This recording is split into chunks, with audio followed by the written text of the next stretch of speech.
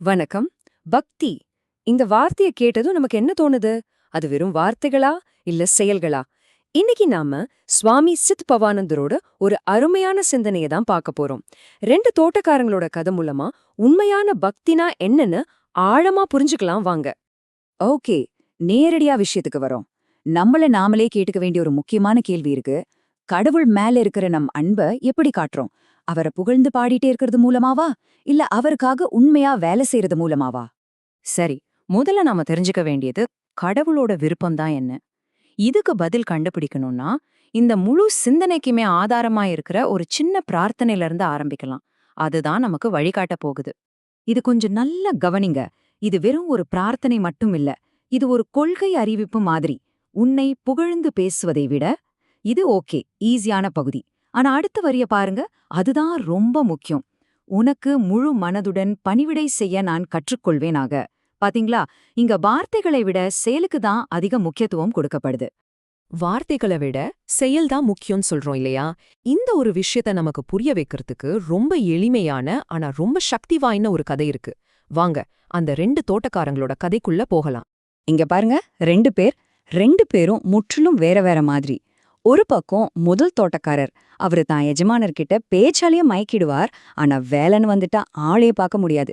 இன்னொரு பக்கம் ரெண்டாவது தோட்டக்காரர், அவர் ரொம்ப அமைதி, எஜமானர் பாக்குறாரா இல்லையான்னு எல்லாம் கவலைப்பட மாட்டார். அவரோட முழு கவனமும் முழு பக்தியும் அந்த தோட்டத்துல அந்த வேலையில தான் இருக்கும். இப்போ நீங்களே சொல்லுங்க, இந்த ரெண்டு பேர்ல எஜமானருக்கு யார ரொம்ப பிடிக்கும்? ஒரு நிமிஷம் யோசிச்சு பாருங்களேன். பதில் ரொம்ப வெளிப்படையானது இல்லையா? சரி, இப்போ இந்த சிம்பிளான கதைக்கு பின்னாடி இருக்கிற ஆழமான ஆன்மீக அர்த்தம் என்னன்னு பார்க்கலாம் வாங்க. ஏன் செயல்தான் உண்மையான சேவைன்னு சொல்றோம்? இங்கதான் இந்த கதையோட முழு அர்த்தமும் நமக்கு புரிய வருது. அந்த எஜமானர் தான் கடவுள். தோட்டக்காரங்க, அது நாம தான். அந்த தோட்டம், அதுதான் இந்த உலகம். அங்க நாம செய்யற வேலை தான் கடவுளுக்கு நாம செய்யற உண்மையான நேர்மையான சேவை. இப்போ யோசிச்சு பாருங்க, நம்ம பார்வையே மாறுது இல்லையா? அப்போ கடைசியா நாம நிக்கிற இடம் இதுதான், பணிவிடு, அதாவது சேவை. இந்த சிந்தனையின்படி பார்த்தா சேவைங்கிறது நாம் அப்பப்போ செய்யற ஒரு நல்ல காரியம் மட்டும் கிடையாது. அதுதான் நம்ம வாழ்க்கையோட மைய நோக்கம். நாம் இந்த உலகத்துல இருக்கிறதுக்கே அதுதான் காரணம். இந்த உண்மைய பல நூற்றாண்டுகளா நம்ம ஞானிகள் சொல்லிக்கிட்டே தான் இருக்காங்க. அதுல குறிப்பா ஆண்டாள் நாச்சியார் தன்னோட தெய்வீக பாடல்கள்ல இந்த சேவைங்கிற விஷயத்த அவ்ளோ அழகா சொல்லியிருக்காங்க. வாங்க அவங்க என்ன சொல்றாங்கன்னு கேக்கலாம். இந்த அர்ப்பணிப்ப பாருங்க.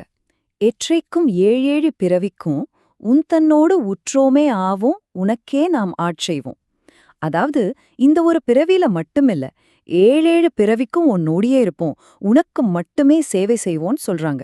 இது ஒரு தடவை செய்யற சத்தியம் இல்ல, இது பிறவிகளை தாண்டின ஒரு பிரகடனம். இங்க வெறும் புகழ்ச்சிக்கு இடமே இல்ல, தூய்மையான நிபந்தனையற்ற சேவை மட்டும்தான் இருக்கு. ஆக இந்த முழு சிந்தனையில இருந்தும் நாம எடுத்துக்க வேண்டிய முக்கியமான பாடம் ஒன்னே ஒண்ணுதான். உண்மையான பக்திங்கிறது நாம பேசுற வார்த்தைகள்ல இல்ல, நாம செய்யற செயல்கள்ல தான் இருக்கு. சரி, இத முடிக்கிறதுக்கு முன்னாடி உங்ககிட்ட ஒரு கேள்வி.